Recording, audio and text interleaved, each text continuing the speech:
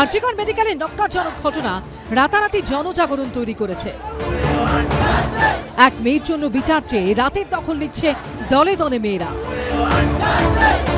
এই ঘটনার আজ রাজ্য ছাড়িয়ে পৌঁছে গেছে গোটা দেশে।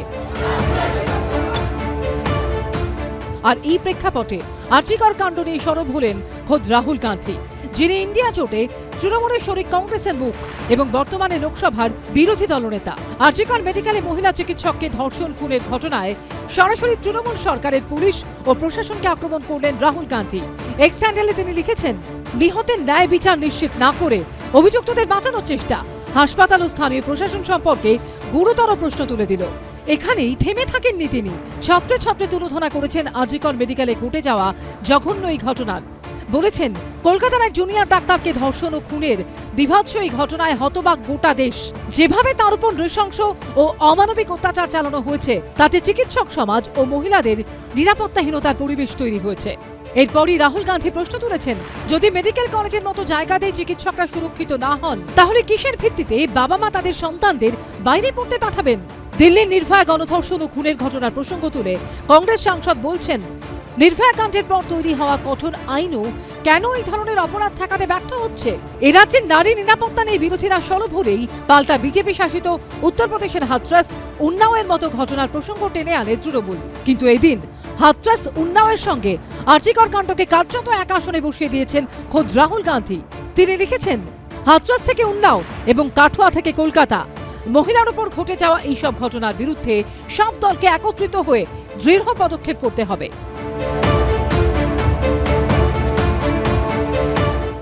রাহুল গান্ধী যদি এইরকম দায়িত্বজ্ঞানহীন টুইট করেন, তাহলে মনে রাখতে হবে ওনার বাবা রাজীব গান্ধী যখন প্রধানমন্ত্রী ছিলেন, তখন দেশের সবথেকে শেষ সতীদাহটা জয়পুরে হয়েছিল। তো সেগুলো নিয়ে রাহুল টুইট করুক যে সেদিনই ওর বাবার পদত্যাগ করা উচিত ছিল। উন্নাও হাথরাসের সঙ্গে কখনোই এক বন্ধনীতে যায় না। উন্নাও হাথরাসে নির্যাতিতার পাশে কেউ দাঁড়ায়নি, সরকার দাঁড়ায়নি, তার আত্মীয়দের খুন করতে চেয়েছিল ওরা। কিন্তু এখানে মুখ্যমন্ত্রী মমতা বন্দ্যোপাধ্যায় দাঁড়িয়েছেন, মুখ্যমন্ত্রী বলছেন ফাঁসি চাই, ফাস্ট ট্র্যাক কোর্টে হবে, অভিষেক বলছেন এনকাউন্টার চাই। এদিন আরজিকর কাণ্ডের প্রতিবাদে এ রাজ্যেও রাস্তায় নামে কংগ্রেস। অধীর চৌধুরীর নেতৃত্বে বিধান ভবন থেকে ধর্মতলা পর্যন্ত মিছিল করে তারা। এরপর রাজভবনে যান প্রাক্তন প্রদেশ কংগ্রেস সভাপতি। খুব স্বাভাবিকভাবে রাজ্যপালের কাছে পশ্চিমবঙ্গের বিষয়ে আমরা বলবো। পশ্চিমবঙ্গে যে সমস্যা যা হচ্ছে এবং যা হতে পারে, তার মধ্যে একটা আরজিকর মেডিকেল কলেজ, আইন শৃঙ্খলার অবনতি, শাস্তি, বিচার, সে একটা কর্তৃত্ব, একটা প্রতিষ্ঠান, ইনস্টিটিউশন। আমরা সেই ইনস্টিটিউশনের কাছে গেছি। রাস্তায় নামে বিজেপিও। মহিলা মোর্চার ডাকে কলেজ স্কয়ার থেকে আরজিকর মেডিকেল কলেজ পর্যন্ত মিছিল হয়, কিন্তু সেই মিছিল মেডিকেল কলেজ চত্বরে পৌঁছতেই ধুমধুমার বেঁধে যায়।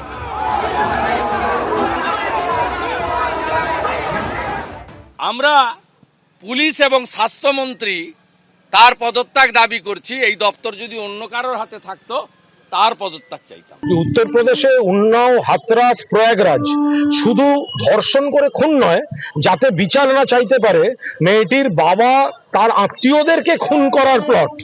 তো এর জন্য কি উত্তরপ্রদেশের মুখ্যমন্ত্রী, স্বাস্থ্যমন্ত্রী পদত্যাগ করেছিলেন?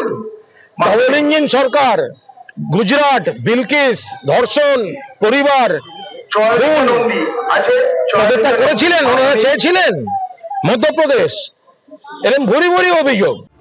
আরজিকর কাণ্ডের প্রতিবাদী বুধবার রাতে মশাল মিছিল করে সিপিএম এর ছাত্র যুব সংগঠন।